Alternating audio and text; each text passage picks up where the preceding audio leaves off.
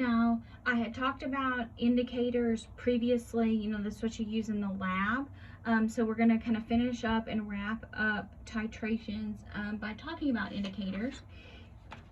And so these are ones where we determine the endpoint of the titration by a visual color change.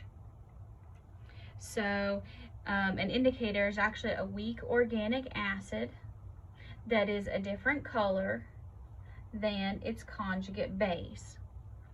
Now, the color of these is actually very intense, so only a small amount is required, and this is really important because it's technically an acid, you know, so it could theoretically interfere with the titration.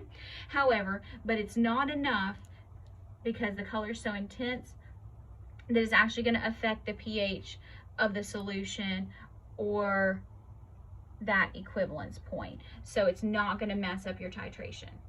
So what you want is near the endpoint of your titration, adding one more drop of base if you're titrating an acid is actually can be enough to trigger that color. So as you get really close, you have to slow down in the lab. Everybody wants to go super fast because they just want to be done and go home.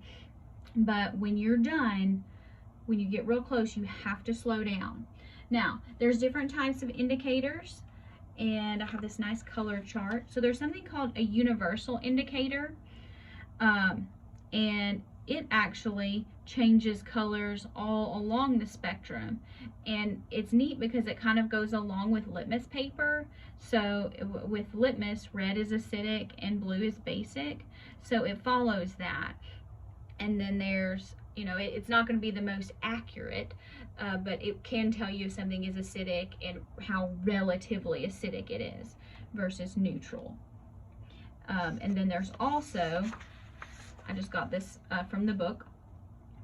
This is a table of indicators, and so depending on what you're titrating and where your equivalence point is, you can select which indicator to use.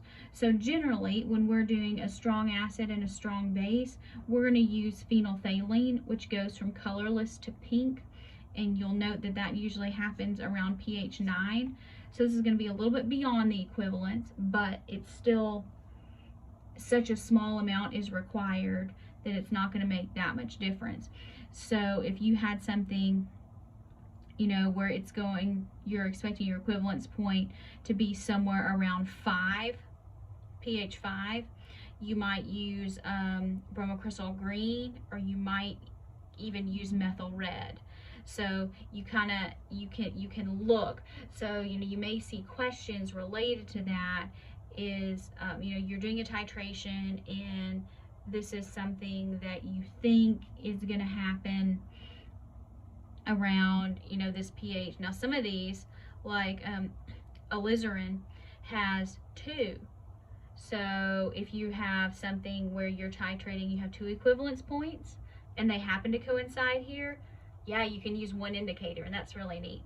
Thymol Blue is also that way. So it goes from like red to yellow, and then later it goes from yellow to blue. So you can kind of see where the color change happens. A few of these, cresylphthalate also goes from clear to like a darker red. Thymolphthalein goes from clear to a blue. But some of these, they start out one color and they actually, you know, you can watch them transition. So hopefully I can get a demonstration with a few of those for you, and with a, you know, universal indicator.